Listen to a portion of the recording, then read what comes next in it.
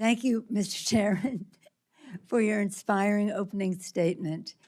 You presented a vision and a plan on how we can address the disparity in our country when it comes to opportunity and growth. You really spoke in the spirit of Franklin Roosevelt when he spoke out about what the disparity meant to our democracy. As Congresswoman Moore and our distinguished Mr. Clyburn have told us, the New Deal was not a good deal for everyone in our country. We have to make sure as we go forward, we learn from the past and recognize all of the possibilities. Because near 80 years ago, as a result of the devastation of the Great Depression, President Roosevelt established the temporary National Economic Committee to study the concentration of wealth in America and its role in triggering the Depression. FDR, establishing the committee, said, "The liberty of a democracy is not safe if the people tolerate the growth of private power to a point where it becomes stronger than their democratic state itself. The liberty of democracy," he went on to say, "is not safe if its business system does not provide employment and produce and distribute goods in such a way as to sustain an acceptable standard of living." Today, our economy and our country face a similar threat to the liberty of our democracy. We know that the middle class is the backbone of our democracy. We also know that if we strengthen the middle class, we strengthen our democracy. It's not just about the middle class, it's about those who aspire to it. Economic inequality, which has been growing for years, has intensified during the pandemic. The widening chasm between CEO compensation and worker pay has gone from unfair to immoral. The stagnation of wages is a picture of injustice. In December, I announced the creation of the Select Committee of Economic Disparity and Fairness and Growth to study and combat this crisis. We must ensure that our economy works for everyone while powering strong economic growth for years to come. Under the leadership of Chairman Himes, the committee has committed to hearing both from those who have the greatest needs and those who have the greatest understanding of the crisis from both sides, the need side and the solution side. To that end, I'm very honored that we have the participation of our witnesses here today. Jason Furman, former chair of President Obama's Council of Economic Advisors. I know you'll be introducing them, but I want to pay my respects as well.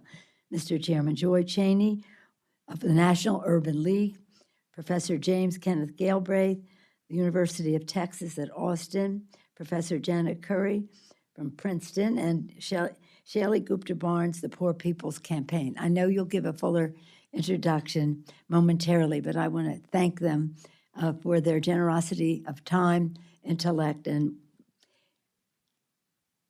solutions to us today.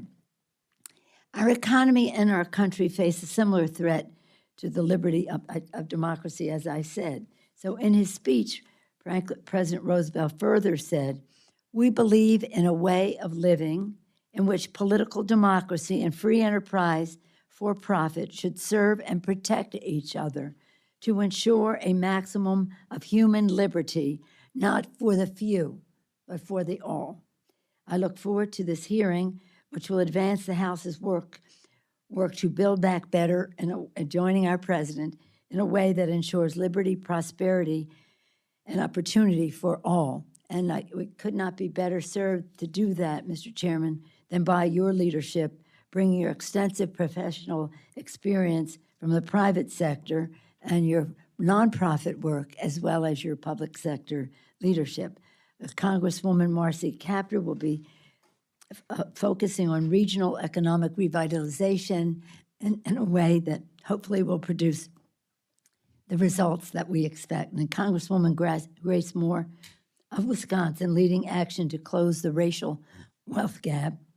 Excuse me. Congressman Vicente Gonzalez of Texas recognizing the connection between economic growth and infrastructure connectivity. Congresswoman Pramila Jayapal of Washington, delivering workers better wages and a brighter future. Congresswoman Angie Craig of Minnesota, representing the concerns of family farms and farmers and rural communities. Congresswoman Alexandria Ocasio-Cortez, addressing generational disparities and increasing worker power in the economy.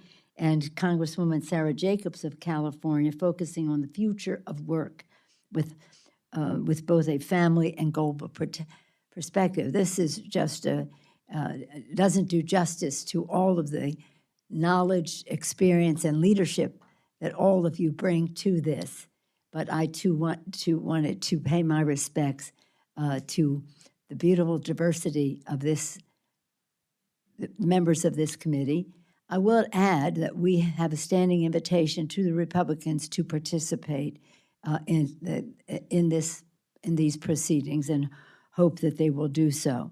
In the meantime, our hopes are riding on all of you to have a clarity of understanding of the challenges that are faced by families in America who just cannot even thrive because of the disparities, to do so in a way that is solution-oriented, perhaps, as the chairman said, recommendations to the private nonprofit sector, but also to the legislative committees of jurisdiction so that we can take action to make the difference.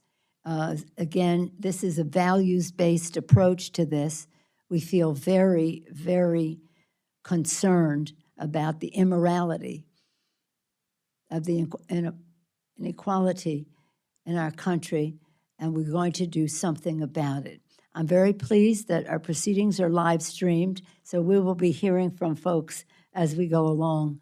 I thank all of you on the committee, Mr. Chairman, and all of you, and for your leadership, and I'm grateful again to our witnesses for their participation. We look forward to their presentations, and I'm pleased to yield back to our distinguished chairman with gratitude. Thank you, Mr. Chairman.